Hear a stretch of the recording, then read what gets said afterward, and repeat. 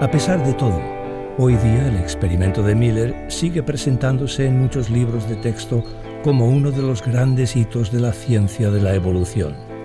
Además, este experimento daría pie a la formulación de diferentes hipótesis sobre el origen de la vida. Unos hablan de microclimas y dicen que en un microclima se pudo crear.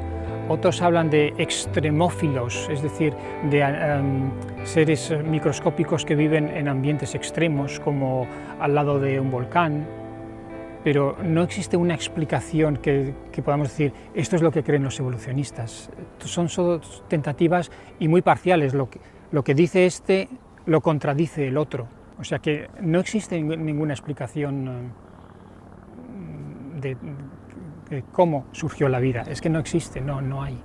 Y aquí lo que hay son teorías muy especulativas de cómo se formaron los primeros elementos, las primeras moléculas orgánicas que pudieron ser precursores de la vida, es decir, cómo se formaron los primeros ladrillos biológicos.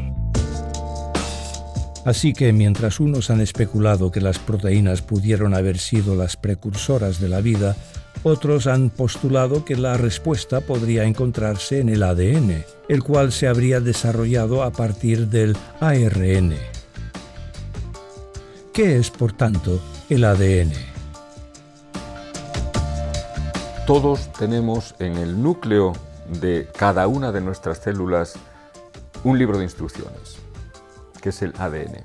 Entonces, el ADN contiene información codificada, es un código, se habla del código genético, hay otros códigos, el código de los ordenadores, de los ceros y unos, donde cada letra, cada número representado por una combinación diferente de ceros y unos, o el código de los ciegos, el código Braille, o el código Morse. Bueno, pues el ADN es un código. En efecto, un código químico de la más alta sofisticación, formado por una larga cadena de nucleótidos. Cada nucleótido está compuesto por una base nitrogenada, un grupo fosfato y la desoxirribosa. Las bases nitrogenadas o nucleobases son adenina, citosina, timina y guanina, o ACTG. Estas 4 letras son las piedras angulares del ADN y determinan en gran parte la información del código genético. Pero la información no reside en los elementos químicos del ADN, sino en el orden de aparición de estos elementos químicos. Exactamente como en un idioma moderno, el orden de las letras determina el significado de una palabra. Si cambiamos el orden o secuencia en la que las letras aparecen, obtenemos una palabra con un significado distinto. Es decir, la información reside en la secuencia y no en los caracteres.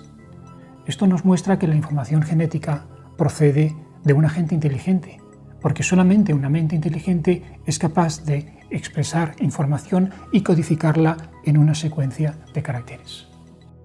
Este compuesto, cada una de las letras, no se forma espontáneamente en la naturaleza, y menos se ordenan por sí mismas.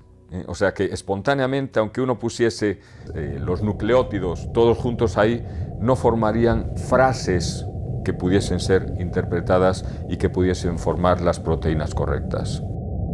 Es como si uno va un día a la playa, ¿no?, y se encuentra la marea baja y dice allí, Manolito ama a Juanita.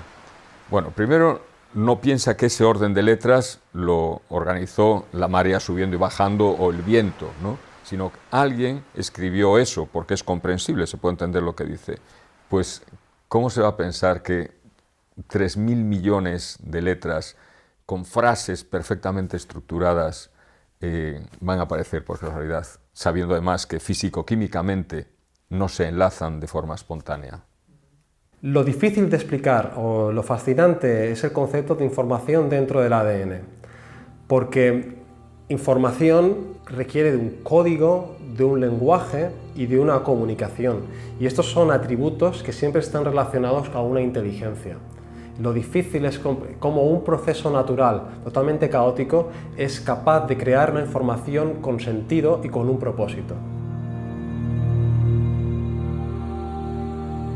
Una información que se encuentra almacenada en cada uno del incalculable número de células que forman nuestro cuerpo. En concreto, en una estructura llamada núcleo, que es, por así decirlo, la caja fuerte de la célula. Es en esta caja donde reside el ADN, el cual se encuentra enrollado en paquetes individuales conocidos como cromosomas. De esta forma, cada célula contiene una copia exacta de los 23 pares de cromosomas que forman el genoma humano. En otras palabras, cada célula contiene toda la información necesaria para el funcionamiento de nuestro cuerpo. En el ser humano, por ejemplo, hay 3.000 millones, unos 3.000 millones de letras. 3.000 millones de letras. Es el equivalente a la información contenida en una biblioteca con 1.200 libros del grosor del Quijote, más o menos, ¿no? O sea, es una cantidad de información disparatada.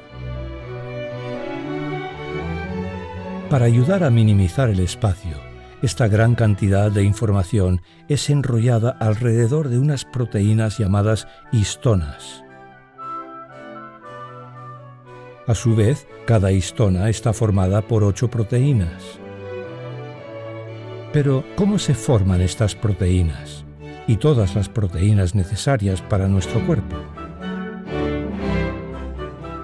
Todo empieza en los genes, unas secuencias del ADN que contienen, entre otras cosas, la información para crear cada tipo de proteína. En el proceso de transcripción, la enzima, o máquina proteica, llamada ARN polimerasa, se engancha al principio de un gen. La enzima divide el ADN y empieza el proceso en el cual las bases nucleicas que se encuentran en el núcleo de la célula se adhieren a las letras correspondientes del ADN. Se crea así una larga cadena de ARN, el llamado ARN mensajero. Sin embargo, antes de que pueda usarse como plantilla para la producción de proteínas, esta debe pasar por un proceso en el cual se sacan y se añaden secciones de ARN. A partir de ahora, será el ARN que lleve la información fuera del núcleo. De esta forma, el ADN se quedará a salvo dentro del núcleo. Una vez en el citoplasma, el ribosoma, una máquina formada por unas 80 proteínas, se engancha al ARN mensajero. De esta forma, el ribosoma leerá la información expresada en el ARN para crear una cadena de aminoácidos. Para esto se necesitará la ayuda de unas moléculas llamadas ARN transferentes, las cuales llevarán los aminoácidos correspondientes al ribosoma. De esta manera, estos componentes se van añadiendo uno a uno, hasta formar una larga cadena que en algunos casos puede contener hasta 33.000 aminoácidos. Finalmente, esta cadena se plegará en una forma determinada para formar la proteína.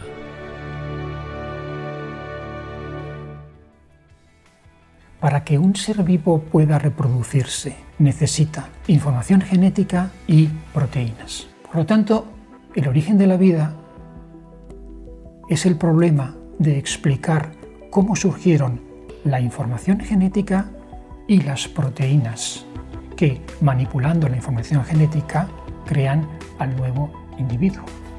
El problema es complejo porque para que existan proteínas debe de existir ADN, pero para que exista ADN deben de existir proteínas. Estamos ante una pescadilla que se muerde la cola. Entonces, ¿qué apareció antes? ¿El ARN o la proteína? Pero es que la proteína tiene que estar también en el orden perfecto para poder ser funcionante. Y ese orden perfecto solo está dado por la codificación que está ordenada en la porción en el gen del ARN. Luego, pues mucho más complejo que eso, tendría que haber una protección, una pared para ese núcleo, porque si no se descomponen en un medio acuoso o expuestos a la luz, pues descompondrían inmediatamente toda esta estructura funcionante. Realmente es un problema que no tiene solución. Por tanto, en el origen de la vida tendríamos un problema de huevo y la gallina y otro elemento más en el que ninguno de ellos puede existir sin la presencia de los otros. No se debe al azar y su origen es imposible que se deba al azar debido a la pasmosa complejidad e interconexión de todos ellos, de modo que se necesitan todos ellos para que el sistema funcione. No puede faltar nada de ello. A medida que hemos descubierto más y más del metabolismo celular, hemos observado que la célula, lejos de ser una entidad simple, es en realidad una fábrica compleja. Lo que antes se pensaba que era algo muy simple, hoy con los avances en biología y bioquímica, la célula se ha convertido realmente en una galaxia de complejidad y de sistemas.